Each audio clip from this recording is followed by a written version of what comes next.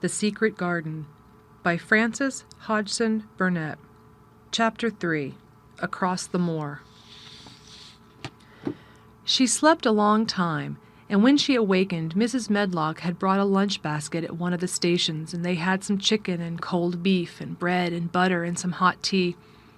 The rain seemed to be streaming down more heavily than ever, and everybody in the station wore wet and glistening waterproofs. The guard lighted the lamps in the carriage, and Mrs. Medlock cheered up very much over her tea and chicken and beef.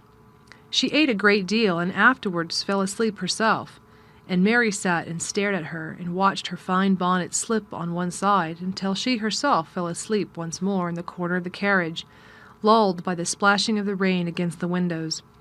It was quite dark when she awakened again. The train had stopped at a station and Mrs. Medlock was shaking her. "You have had a sleep," she said. "It's time to open your eyes. We're at the Waite station, and we've got a long drive before us." Mary stood up and tried to keep her eyes open while Mrs. Medlock collected her parcels. The little girl did not offer to help her, because in India native servants always picked up or carried things, and it seemed quite proper that other people should wait on one. The station was a small one, and nobody but themselves seemed to be getting out of the train. The station-master spoke to Mrs. Medlock in a rough, good-natured way, pronouncing his words in a queer, broad fashion which Mary found out afterward was Yorkshire. "I see thee's got back," he said, "and that's brought the young un with thee." "Aye, that's her," answered Mrs. Medlock, speaking with a Yorkshire accent herself, and jerking her head over her shoulder towards Mary. "How's the missus?" "Well enow. The carriage waiting outside for thee." A brougham stood on the road before the little outside platform. Mary saw that it was a smart carriage, and that it was a smart footman who helped her in. His long waterproof coat and the waterproof covering of his hat were shining and dripping with rain, as everything was, the burly station-master included.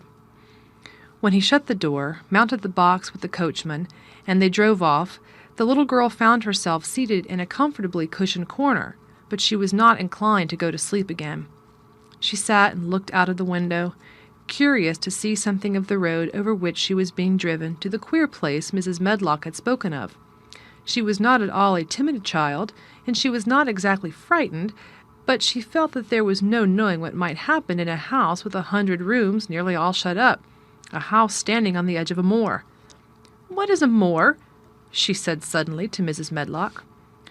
"Look out of the window in about 10 minutes and you'll see," the woman answered.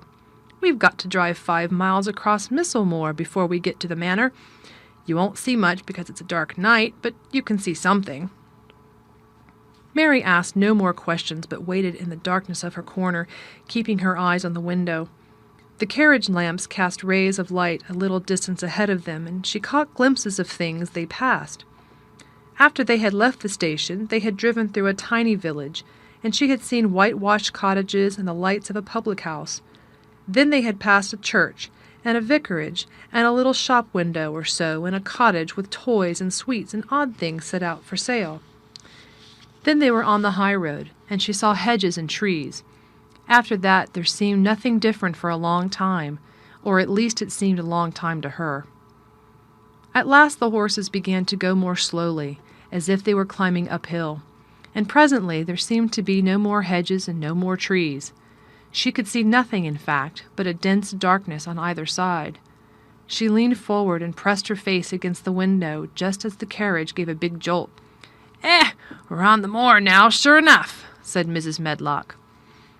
The carriage lamps shed a yellow light on a rough-looking road, which seemed to be cut through bushes and low-growing things which ended in the great expanse of dark apparently spread out before and around them. A wind was rising and making a singular, wild, low, rushing sound. It's not the sea, is it?" said Mary, looking round at her companion. "No, not it," answered Mrs. Medlock.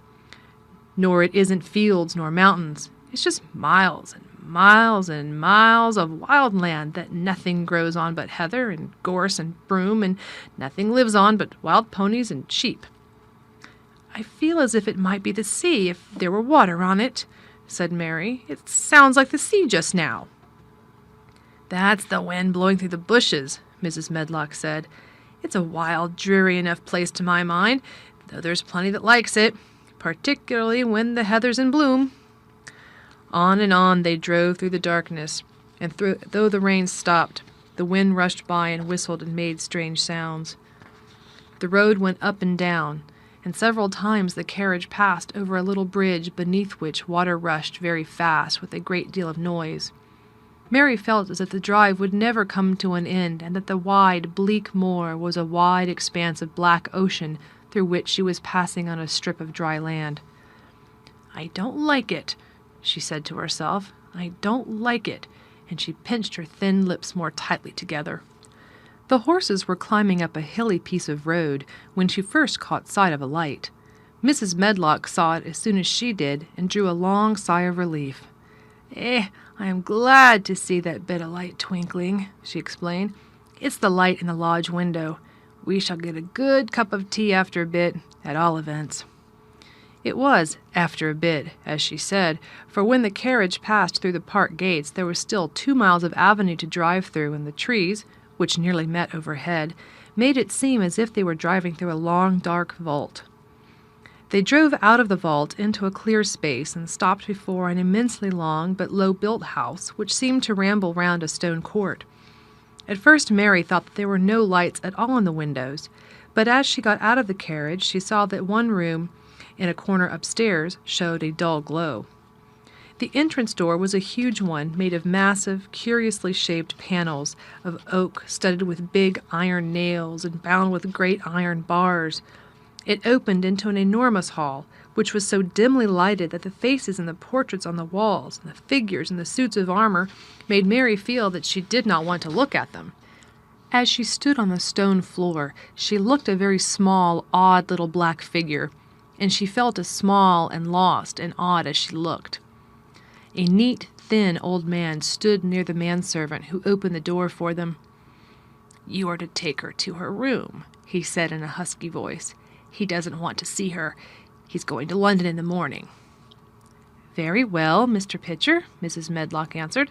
"So long as I know what's expected of me, I can manage."